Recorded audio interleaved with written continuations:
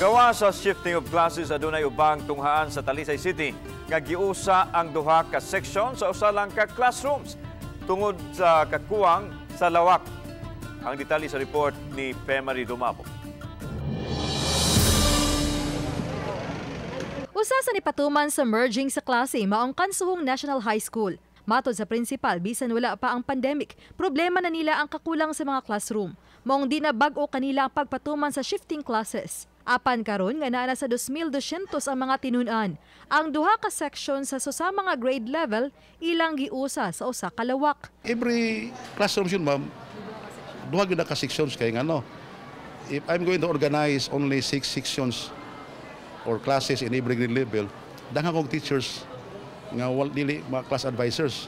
So ako lang ginagmay, nag-organize ko sa junior high school nako from grade 7 to grade 10, tag 12 classes. So there will be 12 class advisors. Pero actually, in one classroom, tuha na ka-section. Ang duha sa class advisor matimansad. Pasabot sa principal, nga maximum of 65 ka mga tinunan lang gihapon ang matag classroom.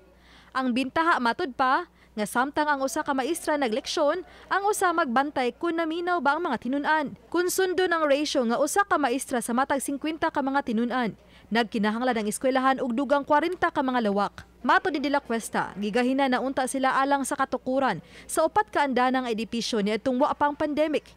Apan na purnada. Samot na nga gikusukuso sa bagyong Odette ug naapektuhan ang usa sa ilang buildings. Matis yun to deter sa misbuse nga bata.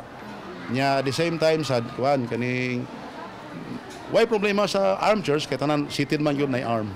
Nakalingkod yun. Samtang gitutukan sa City Toda ang pagpanggawa sa mga tinunan ilabi na sa mga eskwelahan nga naa sa mga dagkong daan aron malikay ang mga tinunan sa disgrasya. Amo lang tong gi-monitor ang katong mga dagko nga mga eskwelahan nga nadaplin sa daan, like for example kining Tabunok Central School, kining Talisay Central School.